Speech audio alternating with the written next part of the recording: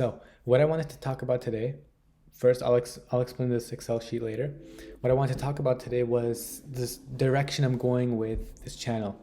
So I kind of have an idea where I want to go with it now. I want to go into a direction where I can help other traders, new, beginning, intermediate, masters, anybody, just other traders in general. Just anything I can give back so I can help other traders be better as well. That's kind of what I want this channel to be about. Okay, and I'm super happy that that I know that now, because now I can make more videos oriented towards that. So before I explain the spreadsheet, I'm gonna need help with just kind of knowing what other traders like you guys would benefit from, right?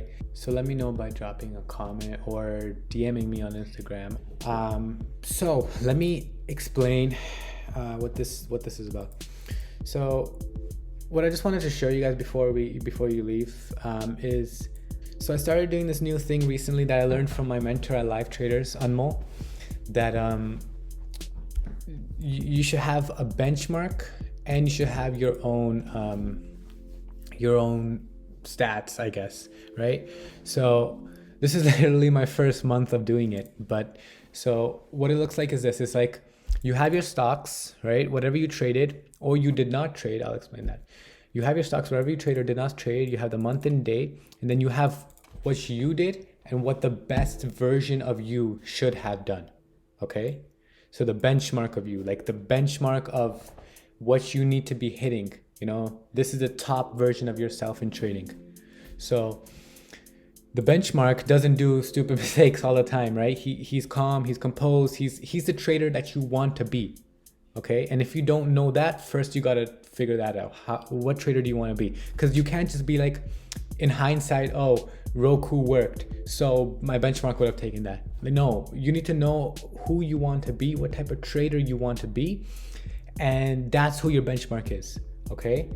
And so let's look at that. So this is just the stocks I've done, right? Individual stocks I've traded so far in the month, and some of them I haven't traded, right? You can see 0, 0, 0. So what I do is I know what I got from the trade and what my benchmark would have gotten. Okay, so this means my benchmark would not have taken the trade. If it's a 0 and I took the trade, that means my benchmark would not have taken it. Okay, if it's 2 and it's 2, that means I got 2R, I got my target, and my benchmark also would have got its target. So that means, hey, I'm good. I'm kind of aligning with the top version of myself trading. Okay, now let's look at something like this. So I like this, okay? I did not take this trade, but I should have taken this trade, and I should have stopped out on this trade. Now, traders would be like, what do you mean? You really have to hold yourself accountable to this benchmark thing.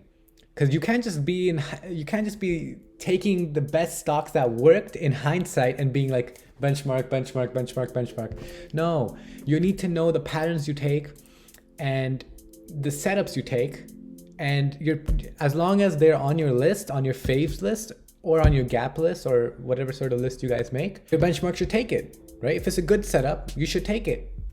So yeah, this is kind of one thing that happened where it's like, I didn't take it, but I should have taken it and I should have stopped out because it was a good pattern, good trade.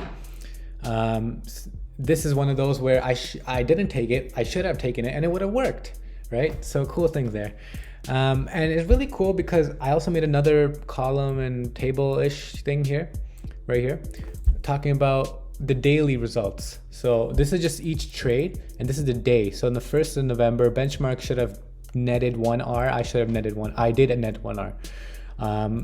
On this day, I netted 2R. Benchmark should have netted 1R. So I don't want to be beating my benchmark because that's kind of weird. If the best version of myself is only making 1R, why am I making 2R?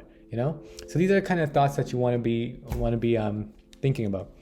So that's that. And then this, I've just started this literally today, where it's like at the end of the week, I want to have each week, first week of November, second week of November, third, fourth, fifth, sixth, seventh,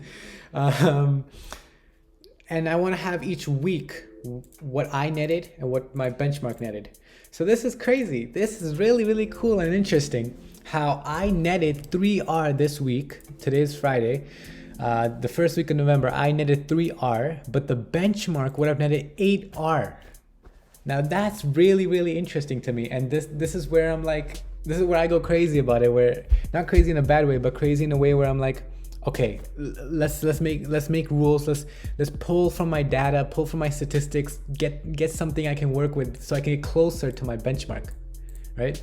Just something cool I want to share with you guys. Hopefully you guys can pick this up too and maybe implement it in your trading. I'm thinking about just cleaning this all up and making it as a template and then linking in one of the videos so you guys can have this for free.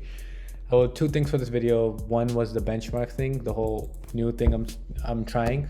Not trying, I'm really gonna stick with it. It's just kind of a new rule I made for myself. You can think about it like that. So this new rule I've started with myself, the benchmark rule, you can call it. And the second thing was the direction of the channel now. Okay, so peace.